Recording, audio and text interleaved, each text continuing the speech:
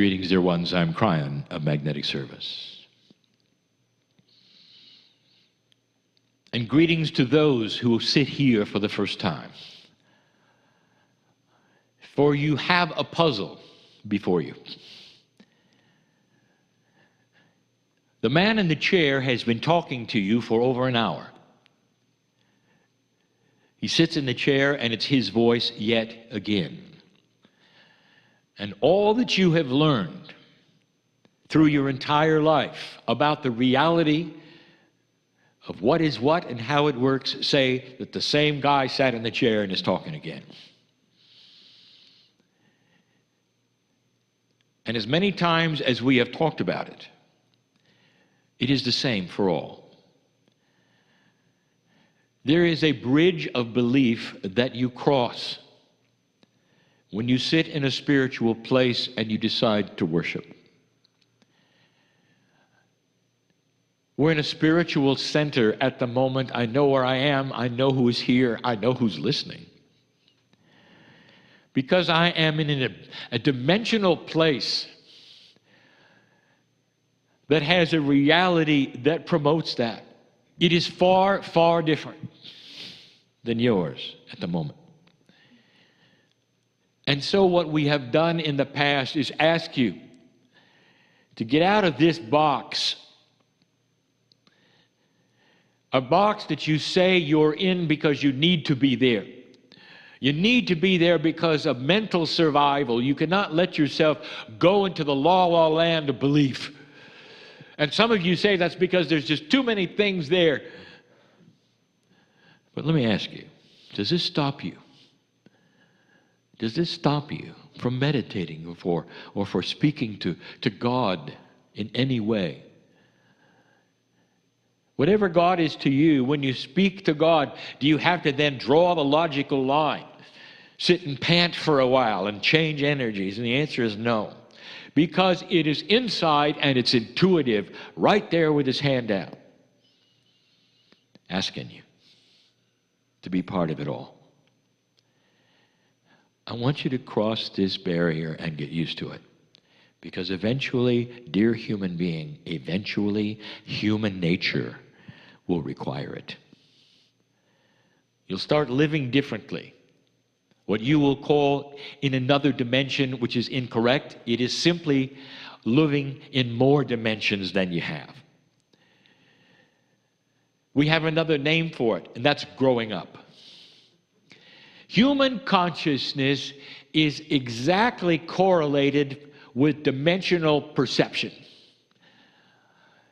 As a child, you were only aware of the survival of you as a child. And when you met other children, whether it was on the playground or in school or on the street, you acted like a child and you protected yourself and you were self-centered. And you knew about the bullies, and you knew of all of these things. This was survival at the most basic level. And as you grew up, you grew out of it.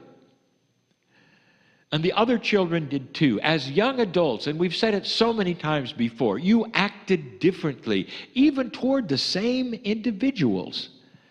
You're grown up now, you might say. Even as a young teenager, and you were starting to figure out that throwing rocks and calling names, it doesn't get you what it gets you in order to listen. Peer pressure, all of these things, you grow through it and out of it until you're a young adult. Now you look at each other completely different. You enjoy each other's company. You solicit each other's company. You go places together. You enjoy things together. There's a camaraderie. This is another dimension of belief as a child to an adult. This is what's going on with humanity. It's too simple, I know. How many times do we have to tell you that what you are seeing on the news and what is going on this planet, I gave you in 2011. I reminded you in 2012. And in 2013, I said, here it comes. And what you have is there are some that are still on the playground, and they're never going to mature. And they're always going to call names and throw rocks because that got them what they wanted all of existence of history before 2012. And that's changing. It'll change slowly as civilization grows up, just like it did when you were a child. And you know what I'm saying? Every year you came back to school wondering if the bully was going to change. And pretty soon you realized, no. And you went your way and the bully went his.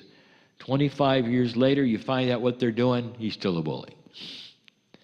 His choice to go a direction that got him what he needed, and he's still doing it. If you catch the metaphor, there's nothing wrong with what's going on this planet at the moment, because light is starting to bring out the darkness, if you understand what I mean. And all through this, the invitation for humanity is to grow up. Now, the ones to grow up first are old souls, because you have had the most experience on the planet. I ask you yet again, what are you doing here?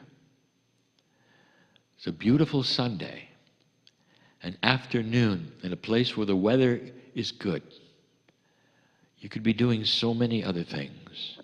And instead, you've decided to sit in a dark room and listen to a talking head in a chair. What are you doing? And I'll tell you what you're doing. There is something inside you that is knocking at the door and is saying, this is why you're alive. The timing of your life, dear one, is not an accident, old soul. The gender that you are is not an accident.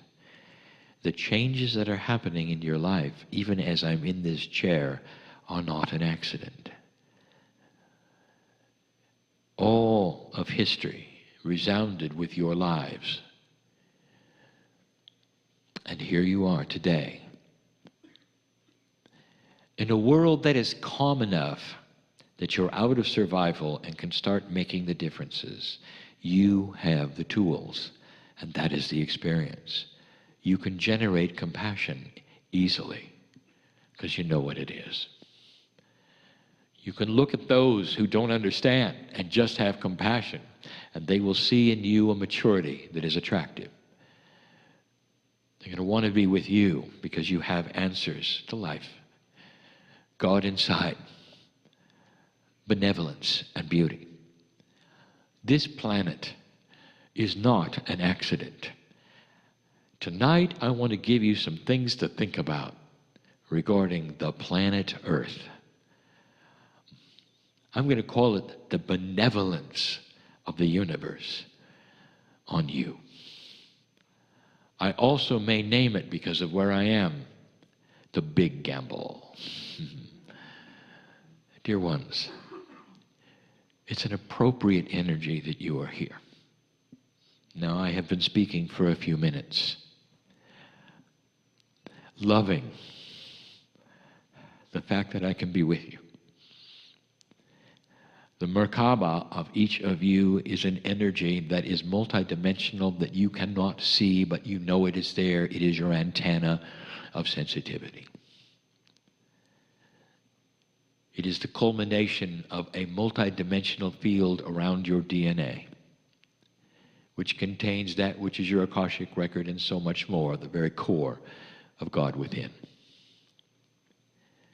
I sense it and I feel it, and I see the love and the compassion, the dedication. I see the frustration. I see who you are.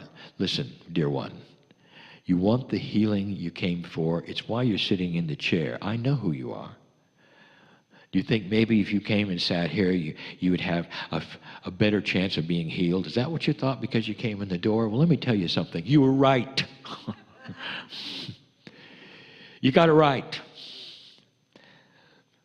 But by sitting here and listening to the energy, you're not going to change. You're going to have to go through this door of belief and know that all that you want is already there inside, waiting to be done. If you will affirm it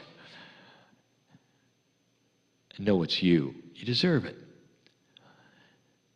But I know you. You keep waiting for it to happen from the outside in. It's not going to work that way. It's the inside out. How much light do you carry? And you will say to me, not much. And I'll say, that is the problem. You don't know what I see. Take off the restrictors. Get out of the box and shine and walk out of this place healed, dear one. What'd you come for? I want to give you information right now, and then we're going to close. The information is that every single one of you, even the drag along, is an old soul. You wouldn't come otherwise. There are some now even wondering whether this is real or the man in the chair. And I will say, there is going to be no proof except you becoming a little multidimensional. And if you do, you will see perhaps the truth. You will feel it within your innate, and you will know this is the real deal. And in the real deal, you will find only love, compassion, appreciation. Because that's who God is. Inside you. Never judgment, never frustration or drama or anger. Always a loving energy looking at you, saying, good job. Let's do something else now, even bigger. And so it is.